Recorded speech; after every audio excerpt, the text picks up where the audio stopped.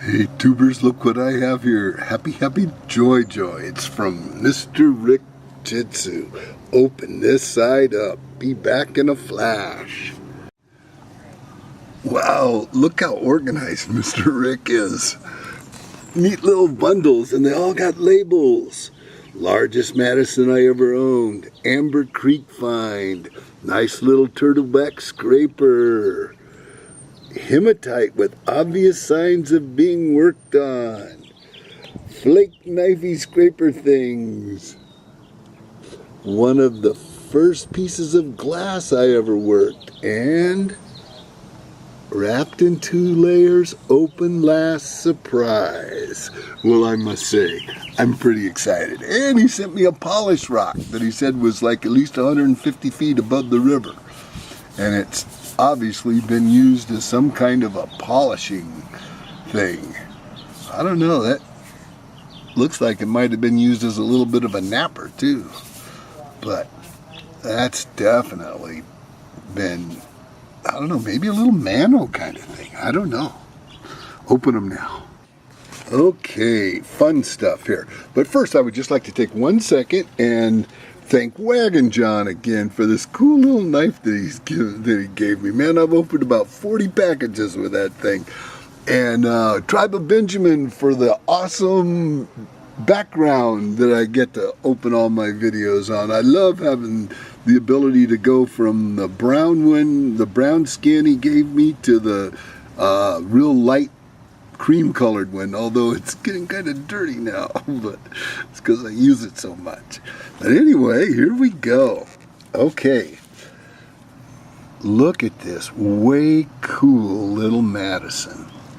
What a beauty point. Oh my gosh.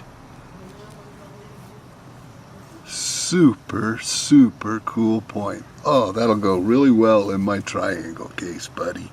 Many thanks. Then the next one is some amber. Now, I'm fascinated with amber. Look at this stuff. Look how... I don't need you, B. Get out of here. I mean, isn't that neat stuff? I just love amber. I may actually try and make something out of that. I don't know. It's pretty cool the way it is. I love it. Oh, I'm so happy. I gotta confess, I was really very, very excited to open this package. I'm not sure why. Lord knows I don't need more stuff, but I just love getting something like this. I don't encourage people to do this, but if it comes, I'm sure going to open it and I'm going to be happy about it. Now, this here is a piece of hematite that somebody was working to beat the band. And Rick, incidentally, this here is identical in color and density and everything to that little half a banner stone that I have. The one I found back in Big M.O.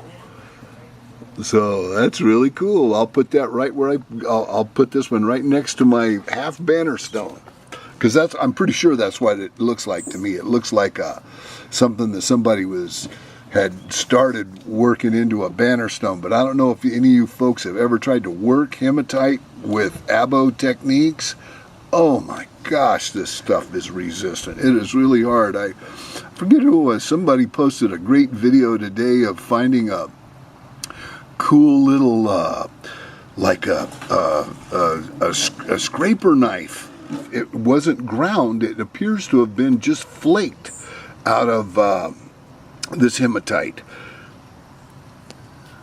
If anybody has got finds any big chunks of hematite out there, ooh, I'd like to get my hands on a couple of nice chunks of it to try and make stuff out of. I'd just like to try and see how really almost impossible it is to make yourself a little celt out of some of this stuff. Very, very cool. Thanks, buddy. And all right, some flaky knifey scrapers. I love flaky knifey scrapers.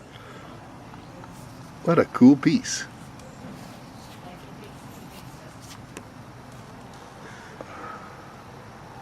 See all that work on those edges? Very, very cool. So I love the flint in your area, bud. This is awesome. Now, this one right here, this is way cool. Now, a lot of people do not really treat these things with the respect that they deserve.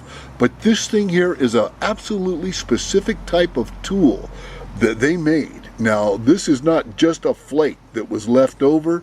They set out intentionally to make this thing I hold in my hand. Like, if you notice, it's got like something like bevels on the sides, but they're not bevels. They're flake scars from where other flake blades were taken off. But if they know what they're doing, they can reduce a core to, make a big spearhead or something like that out of, and get these while they're doing it. But you got to be really good. Anybody who thinks these are just some old dumb butt flake, just go ahead out there and try and nap one off like this, that it's got like a center flat spot and then two beveled edges on the side and a nice, uniface side on that side with the, uniformly flaked like that. Just make the edges break off uniform like that, and get this little, I don't know what you call that shape, but just try it sometime. It is very tough. It takes a really highly skilled napper to make one of these things, and I just love these little blades like this. Clovis guys were really big on these things. Almost every Clovis site you find these things at. The Finn Clovis cache has got a couple of just real dandies in there if you ever look those up. Okay, and here we have the first piece of glass Mr. Rick ever napped. Oh man, I think I can still see the blood on it. Look at that. It's got bevels. Very, very cool, Rick. Awesome. Man, it's only been in the last couple of months that right in here I've had a little knot in that finger there from a piece of glass that had been embedded there, had to be embedded there for 30 years, man. And it finally worked itself out 30 years later. So I appreciate the blood and the sweat and the tears that went into making that thing, man. And then here we have just an absolute darn near G10 of a little dome scraper. Little turtleback scraper. Dome scraper. A beauty too, man. Really cool one. Very, very, very neat. I just love it. Excuse my dirty hands, folks. I've been working in my pepper garden all day. Which it's going good too. I'm going to post a couple of little quickie pepper updates on this one here later. But man, what a cool turtleback. Thanks, Rick. I just love it. Okay, now we're down to that one. I haven't unrolled it yet. Okay, coming up. Oh my gosh, Mr. Rick. You really floored me on this one, buddy. What a cool thing. It's a Celt. And a really, really well-made one out of really beautiful material.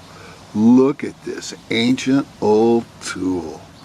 How cool. Look at the edges on this. What a beautifully worked piece. Oh my gosh. Oh, I love it, man. You made my day, buddy. What a totally cool gift. I'm floored, buddy. This is awesome. Oh my gosh, thank you so much, man. I'm really, really grateful, and I'm just flat tickled pink, buddy. This is so cool. Awesome. Awesome. Thanks so much. Thanks so much, Rick. You're a great bud, man. You're really a great brother. So glad to have hooked up with you on this Archaeonet, man. You've been a friend since day one. So cool, buddy. Thanks again. Hey, Tubers, got a ButchT-Trinidad Scorpion update here. Now, you remember just a little while ago, I was having problems with all of my little buds dropping off. Okay, well, the consensus that I got out of it, everyone's suggestions was to quit watering so much. And so I did. I cut back my watering from basically every day to about every 3 or 4 days. And oh my gosh, it's working so much better. As you can see here, I have just oodles of little peppers coming.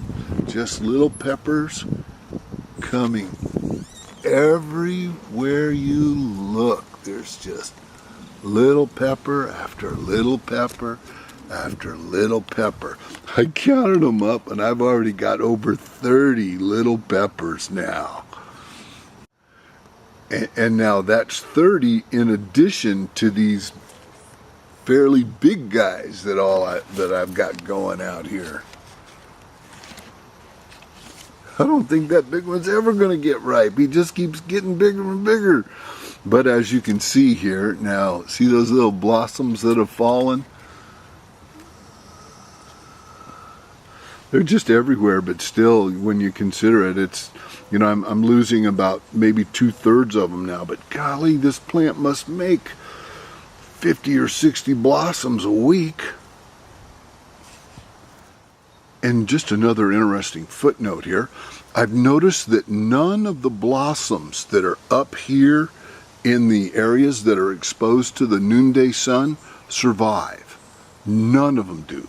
The only ones that survive are the ones that are like down here, you know, overhanging underneath, that have overhanging flowers, leaves and stuff on top of them. Like these guys there and stuff do. Which is kind of interesting. It almost makes me think that, you know, I've read a couple of people talking about their plants not really liking the full-on noonday sun, and that they provide them some kind of shade for just like from, you know, 11 to 1 sort of a thing. I'm thinking about doing that if it gets real hot again. I don't know what the problems are. Something else. All the little insects have come back. I got little bitty tiny wasps and little bitty tiny bees, and then regular honeybees are now coming in here and just flying all over this guy. I'm loving it. Now also, I just want to put this out there. Anybody that's got the courage to stand up and say, hey, they want to participate in the Peppers of Death Eating Challenge, feel free to just go ahead and speak up, because I at this point have at least half a dozen peppers coming should be here by mid-August that are not spoken for yet, and that's even keeping a few of the big ones back for seed for next year. And my one survivor little ghost pepper here has got his second set of leaves. Happy, happy, joy, joy. And these two Trinidad scorpions, no ButchT in the mix, just plain old regular Trinidad scorpions, are just doing famously. Look how they bifurcated up at the top, and they're bifurcated, and then they bifurcated again over here. And they're making all these, they're sending up their little limbs are just coming up like shoots. These things are growing like a couple of inches a day, every day. Really cool. I think they're going to make good. They're also starting to, where are they? Yeah, if you look in there, you see little tiny seed pods, little blossom pods starting to form. And my little black cobra chilies are doing well. They're looking good. They're just tiny little things, and but still you can see how much better they do in just a pint pot than they do down here in the little 6-packs. And these two Sadabahars here. That's another Sadabahar over there. And these two little serranos over here that are in the pot with the jalapenos are just continuing to just shoot out peppers like crazy everywhere you look. And they're, you know, more blossoms are coming on too. Looks like that first jalapeno blossom made it. And then over here in the pepper forest, they're just Doing famously. It's really curious how they almost all achieve the height of their next door neighbor.